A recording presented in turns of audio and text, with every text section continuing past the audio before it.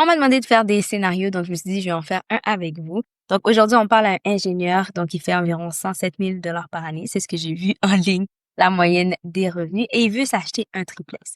Donc, il hésite entre deux triplex parce que, un, il y a des loyers qui sont plus élevés que l'autre, puis il se dit, est-ce que ça va avoir un impact sur sa capacité d'achat, puis combien il va devoir payer par mois. Donc, il a un revenu de 107 000 par année. Donc, je vous dis toujours qu'il y a quatre aspects importants. Donc, c'est le revenu, la mise de fonds, la dette et la cote de crédit.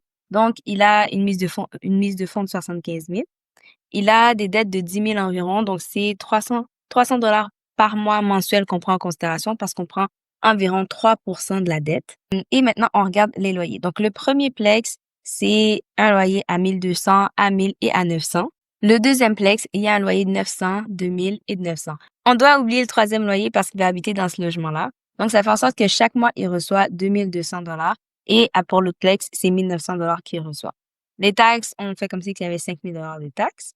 Donc, sa capacité d'achat avec 107 000, il peut acheter jusqu'à 750 000 dollars pour le triplex. Il va devoir payer environ 3 713 dollars par mois. C'est-à-dire que chaque mois, il va devoir sortir de sa poche 1513 dollars, plus les taxes municipales, taxes scolaires et tout ça.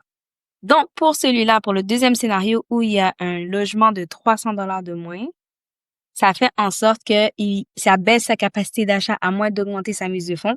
Donc, il peut acheter jusqu'à 730 000 dollars et son hypothèque va être de 3 600. Donc, à chaque mois, il va devoir sortir de sa poche 1790 dollars par mois. Donc, une petite différence de loyer peut faire en sorte que ça baisse le montant qu'on peut acheter à moins de venir jouer avec ces scénarios-là. Puis c'est vraiment quelque chose que j'aime faire en tant que courtier hypothécaire, c'est d'analyser les plex, d'analyser combien on peut acheter, qu'est-ce que vous pouvez faire.